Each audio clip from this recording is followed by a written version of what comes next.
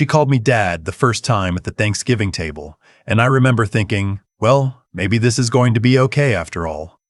My son had brought her home 6 months earlier. I'd been alone for 3 years by then. 3 years since Linda passed. 3 years of quiet mornings and too much coffee and learning how to cook a single serving of everything. When he told me he was serious about her, I didn't say much. I smiled, I shook her hand. I said, welcome. That's what you do. Her name was Audra. No, wait. I'm sorry, I keep getting that wrong. My son's wife. That's how I'll say it. My son's wife. And my son. My boy. 41 years old. The kid who used to fall asleep on my shoulder during long drives, who cried when his dog died and didn't apologize for crying. I was proud of how I raised him. Linda and I both were. We talked about it sometimes in those last months of her illness, how we'd done right by him. That was the thing we said to each other to feel better. We did right by him. I don't know when he changed. Or maybe I do know, and I just didn't want to see it. After Linda died, I kept the house. It wasn't a mansion.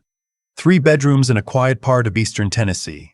A front porch, a yard that takes about 40 minutes to mow. Linda's rose bushes along the south fence. I'd learned to maintain those too badly, but I tried. The house was paid off. We'd been careful people, Linda and I. We saved. We didn't take vacations we couldn't afford. We drove used cars until they gave out. I was 64 when Linda died. I had a modest retirement, some savings, the house. I thought that was enough to live simply and leave something behind. I hadn't thought much about what leave behind would actually look like in practice. That was my mistake. About 8 months after Linda passed, my son called me on a Sunday morning. He said he and his wife had been talking. He said they were worried about me. He said, Dad, what if something happened? What if you fell? He said it gently, the way you talk to someone fragile, and part of me felt the care in it. The other part of me, the smaller, quieter part, felt something I couldn't name yet. I told him I was fine. I told him I had neighbors I could call. I told him I wasn't ready to think about any of that. He let it go. For a while. Then it was his wife calling. She'd started calling more often by that point. Checking in, she said. She was warm on the phone, laughing easily. She asked about the rose bushes. She remembered details I'd mentioned only once. I thought she was kind. I genuinely thought she was kind. Wouldn't it be nice, she said one afternoon, to have family close by? They'd been living about 90 miles away in Knoxville. She told me they'd found a rental that was too expensive for just the two of them, that the commute was wearing my son down, that she'd always wanted a garden. She said it like she was thinking out loud. She said it like he wasn't a plan. 3 weeks later, they were moving boxes into my second bedroom. I want to be honest with you. I was relieved. That's the part I'm not proud of. I was 67 by then, and the house was too quiet, and I'd started eating dinner in front of the television because the kitchen table felt too big. When they pulled into the driveway with the rental truck, I felt something ease in my chest that I hadn't realized was tight. My son's wife took over the kitchen almost immediately. She reorganized it, which I minded more than I said. She started buying different groceries, healthier things, and throwing out items she decided were past their time. I ate what she cooked. It wasn't bad. My son seemed happy. He seemed like the boy I remembered, joking at the dinner table, asking about my old stories, watching football with me on Sundays. I thought, this is good. This is what Linda would have wanted. I should have paid more attention to the details, the small things. It started with the mail. I'd always gotten my own mail, walked down to the box at the end of the driveway every afternoon. My son's wife started getting it first. She said she was already out there walking the dog. She'd leave it on the counter, sorted, sometimes already opened by accident, she said, when I mentioned it once. She apologized easily. I let it go. Then my son started mentioning things about the house. The roof needed attention, true. The HVAC was aging, also true. He started talking about repairs the way someone talks about investments they're making, not expenses they're helping with. We should think about the long-term value of the property, he said once. Not your property. The property. I filed that away. I didn't say anything. There was an evening in November, maybe 14 months after they'd moved in, when I came downstairs for a glass of water and heard them talking in the kitchen. They didn't hear me on the stairs. I have an old house, I know which steps creak and which don't. My son's wife was saying something about timing. My son said, he's not going to just agree to it. She said, he doesn't have to agree. We just have to be patient. There was a pause. Then she said a name. A lawyer's name, I think. And my son said to make the appointment for next week. I went back upstairs without my water. I lay in bed for a long time that night. I want to tell you I felt angry. But it wasn't anger, not yet. It was something colder. A clarity almost. Like when a doctor tells you something serious and the world goes very quiet and very precise. I thought I need to understand exactly what's happening before I do anything. I'm not a confrontational man, never have been. Lindy used to say I process things like a river, slow, wide, and eventually unstoppable. She meant it as a compliment, I think. Over the next few weeks, I started paying attention differently. I watched what they watched on their phones when they thought I wasn't nearby. I noticed that my son had started keeping his phone face down on the table. I noticed that when certain calls came in, he'd take them outside. I noticed that my son's wife had started mentioning offhandedly places like Meadow Creek Gardens. She'd said it was a lovely community for seniors, very active, lots of social programming. I noticed she'd said it twice. I have an old friend named Walt. We'd known each other since we worked at the same plant in the early 90s. Walt retired to Florida, which I've never forgiven him for, but we talk on the phone. I called him one evening from my bedroom with the door locked and told him everything I'd heard and observed. Walt was quiet for a long time. Then he said, "You need to call an attorney." I said I didn't want to make a fuss over nothing. He said, "Brother, this isn't nothing." He was right.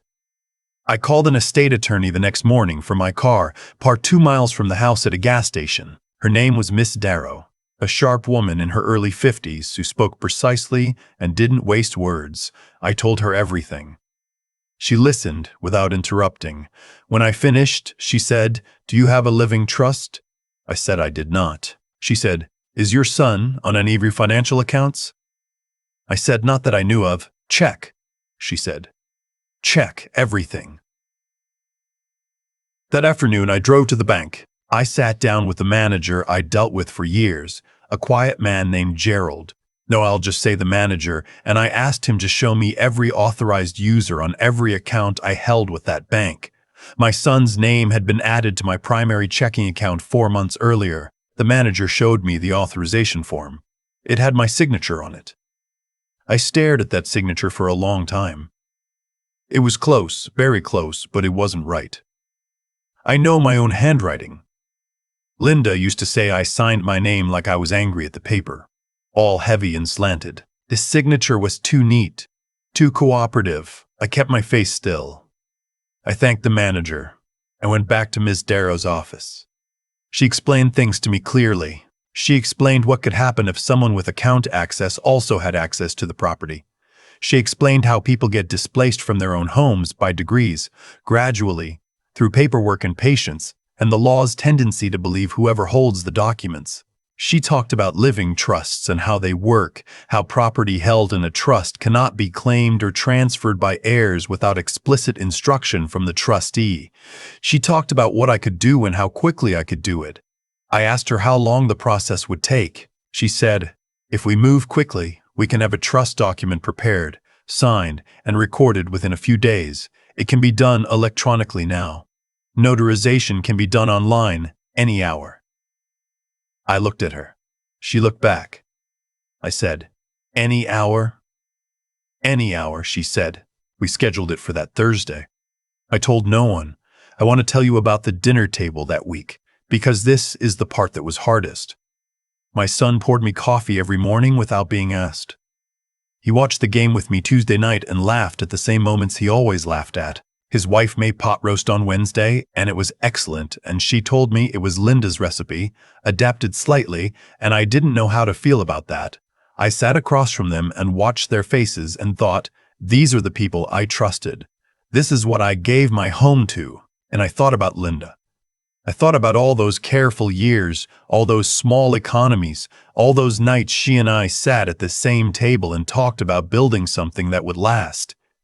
I thought about what she would say to me right now if she were here. She'd say, "Don't be sentimental about the wrong things." Thursday night, I set my alarm for 2:45 in the morning. I lay in bed waiting because I knew I wouldn't sleep. At 2:50, I got up, dressed quietly, and went downstairs. I sat at the kitchen table with my laptop, which I'd cleared my browsing history off of the day before, and set up fresh.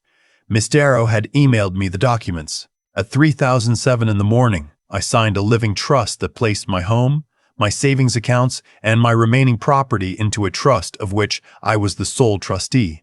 I signed electronically. The online notary, a woman in Arizona who looked mildly sleepy and entirely professional, witnessed it and applied her digital seal. Miss Darrow's office received the filing confirmation at 3:22 a.m. I sat at that kitchen table for a few minutes after. It was very quiet. The refrigerator hummed, one of Linda's plants on the windowsill. I'd kept them all. I wasn't any good at it, but I kept them. Caught a bit of moonlight. I thought about the signature on the bank form. I thought about be patient. I thought about my son at 41 still carrying some piece of that boy who cried when his dog died. I went back to bed. I slept 4 hours, which was more than I expected. The next morning I told my son I needed to speak with both of them. I said it the way I've always said serious things. Quietly, without announcement. After breakfast, he looked at his wife. She looked at him. We sat in the living room. I told them I knew about the bank account. I showed them a copy of the authorization form. I told them I knew the signature wasn't mine. My son started to say something. His wife put her hand on his arm. I told them about the living trust. I told them that the house, the accounts, everything was now in a trust that they could not access, influence, or inherit except under terms I had written, and that I had an attorney who knew everything and had copies of everything. The silence was very long. My son said, eventually, "Dad, I didn't." I held up my hand. "I'm not a man who does that often." He stopped. I said, "I need you to understand that I'm not doing this in anger. I'm doing this because I love you, and because I've apparently failed to teach you that love doesn't entitle you to someone else's life." I paused. "I want you out of this house by the end of the month." His wife said something sharp. I don't remember exactly what. Something about everything they'd done, everything they'd contributed. I let her finish. Then I said that I'd kept a record of every household expense since they moved in, every bill I'd paid, and that the math did not support her characterization. She said something else. My son was very quiet. They were gone in 3 weeks. I won't tell you it was easy after. Some mornings, the house felt emptier than it had after Linda died, which surprised me. Grief isn't logical. You can grieve a version of your son that may never have been as real as you thought. You can stand at the kitchen window, looking at the rose bushes, and miss someone who was trying to steal from you. My son called me 2 months later. It was a short call. He said he was sorry. He said it hadn't been his idea, not originally. I didn't argue with him about that. I don't know how true it is. It may be that it doesn't matter. What I know is this. I spent 40 years building something, Linda and I together, and it nearly disappeared while I was making pot roast and watching football and being relieved not to be alone. Almost. It almost went. If you're in a similar situation, and I know some of you are, I can hear it in the way you listen. Please don't wait to find out what's already been done in your name. Go to the bank. Ask the questions. Call an attorney. A living trust isn't just for wealthy people. It's for anyone who has something and wants to keep the right to decide what happens to it. You worked for what you have. You are still entitled to it. I still maintain Linda's rose bushes. Still badly, but they bloomed again this spring, all of them, which I took as something, I don't know what exactly, something she'd want me to notice.